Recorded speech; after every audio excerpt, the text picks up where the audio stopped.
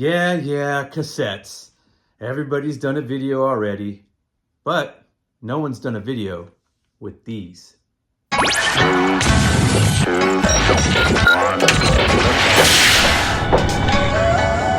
two favorite guys, Ryan and Steve, from the Vinyl Record Mission. Steve here from the Vinyl Record Mission, and we're talking about cassettes today. 2 days ago, I saw a video on YouTube that was posted by CBS this morning. It's a Channel 2 show out here in Southern California, broadcast news, legacy news channel, that did an expose on cassettes and a resurgence in sales for these little guys right here. And I thought it would be interesting to share the few cassettes that I have and why I have them.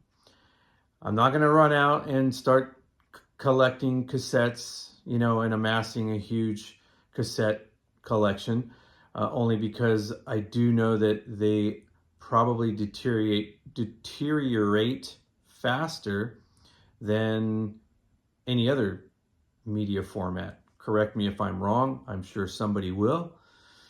That's the fun of YouTube. There's always someone out there that knows more than you.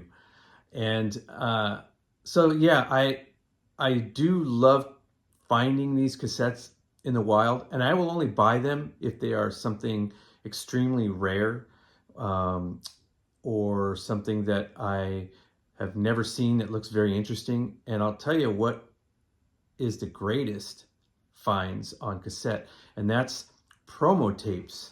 Yeah, from like the 70s and 80s, sometimes into the 90s. Promo tapes from bands that are trying to make it in the business. And they're usually, sometimes they're demo tapes, sometimes they're tapes that are done in their garage.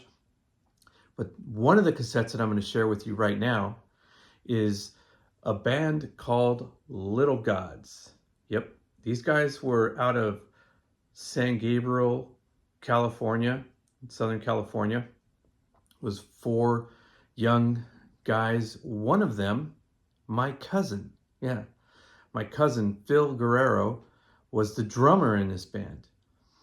And they came so close to making it, it's a shame they didn't. Their music was definitely, qualified, in my opinion, for stardom and, record tours and all that good stuff. But the name of the band, again, was Little Gods. And this cassette right here, believe it or not, they were so good that this demo was recorded at A&M Studios. And it was produced by Paul Lanny. Yeah, look him up. He's not just some nobody. So this is their second recording. I'm going to be getting my hands on their first recording, which I happen to be on background vocals on that recording. And that was actually done at Sound City Studios, the famous Sound City Studios. The one where David Grohl bought the soundboard out of there. So before we go any further, I really want you to hear this tape. I implore you to listen to the next 3 minutes and 45 seconds of this amazing music that I'm going to play for you. You won't hear it anywhere else. You will not hear this anywhere else. It's not on YouTube. It was never recorded to CD and released. So I am one of the few that have one of these cassettes. And if you don't want to listen to the next 3 minutes, just scroll through and pick up where I start talking again about why I'm collecting cassettes like this. And yeah, please just have a listen to this.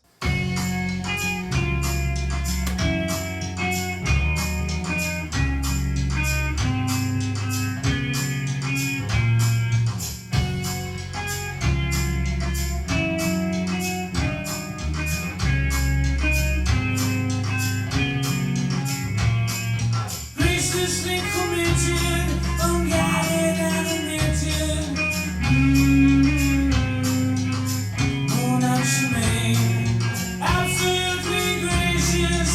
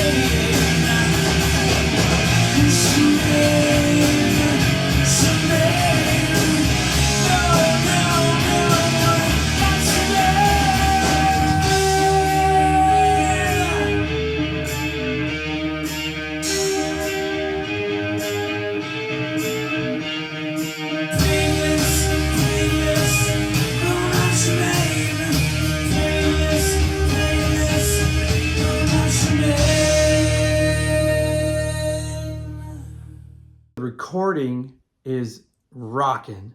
It's Paul Lanny did an amazing job producing this demo tape for them. There's actually 4 songs on here, and they are amazing. I am hoping to be able to, I'm working with my cousin right now to get some of all of this unreleased material recorded to CDs. I do believe he has cassettes left too, so I'm going to try to see if he wants to try to, sell some of these or get them out to the public. I honestly think that they should get this thing put on vinyl. Honestly, it would be amazing. But there's one for RSD, or Chad Chasm won't touch anything like that. So that's one of the cassettes that I have in my collection that I cherish. And then moving on to another great band. It's an all-female group out of Japan, and you may or may not have heard of them, but it is this group right here. Yeah, Shonen Knife. This is Burning Farm, their 1985 release on cassette that I have here, and this is amazing. This is such cool music. There you see right there for their fan club box. What is that? 7154 Olympia, Washington. That's where the grunge movement was taking place.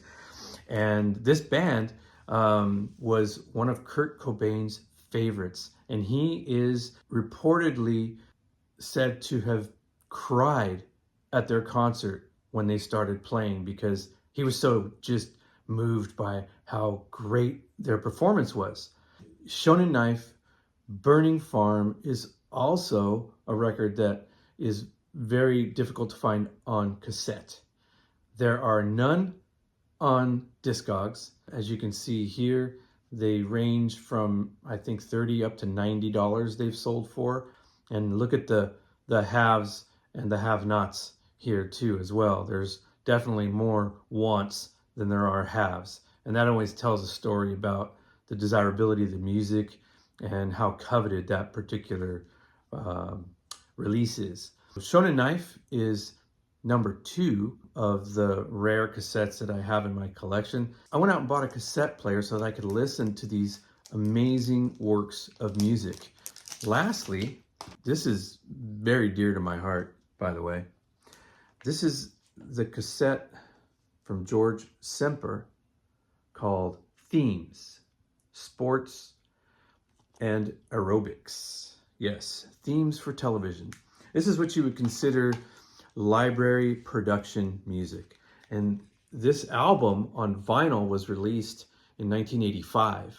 And it has some killer space funk, disco sounding tunes, R&B, melodic music, and some spoken word stuff. It's just outrageous.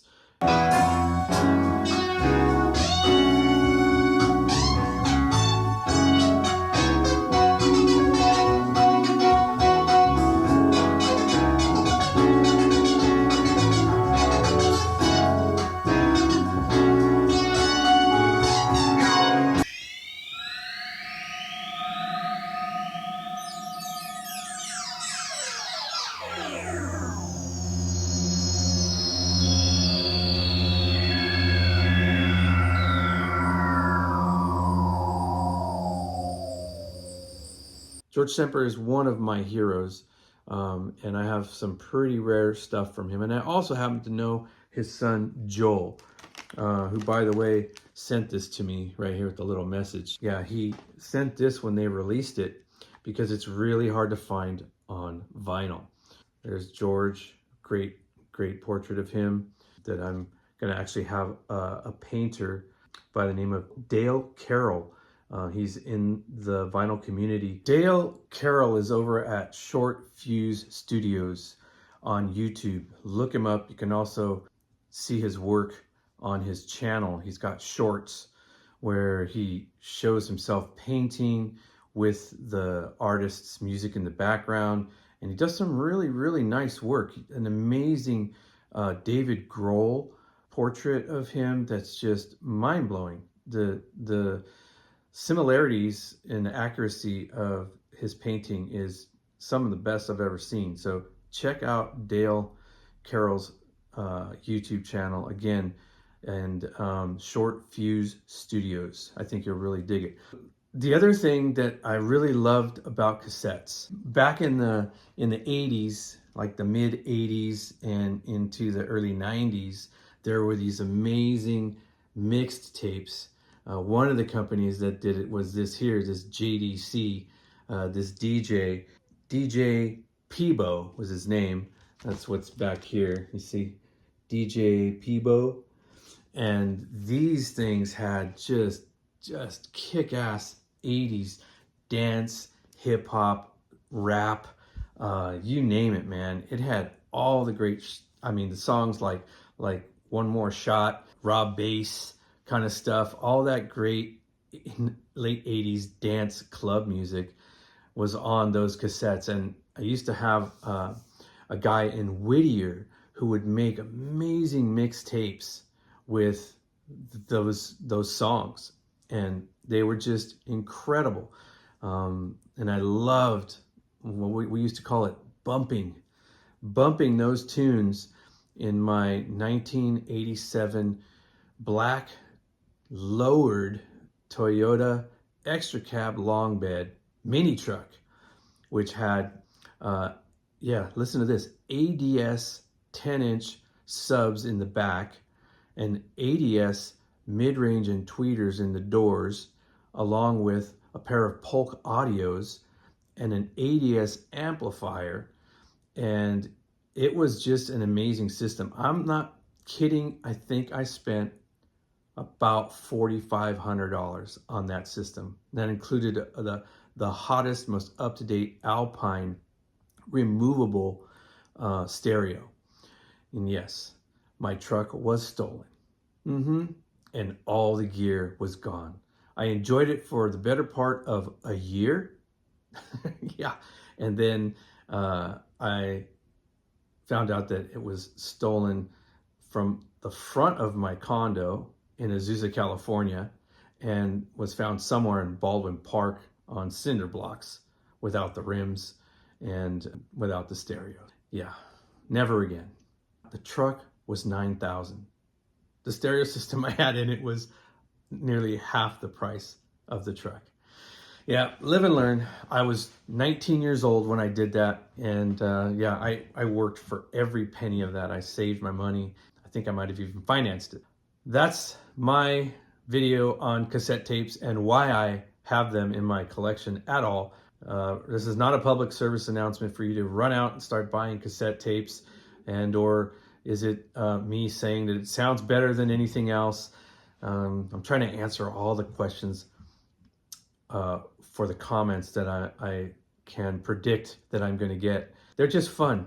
And I think one thing that you should know about me and my quest for music is that I do not discriminate against any format. I can show you in my home, and I eventually will do this. I've got the only media format that I don't have from the past is the cylinder that I think Thomas Edison, invented, or somebody. That round cylinder that was made out of wax that, they put the needle on and sound would come out of the horn.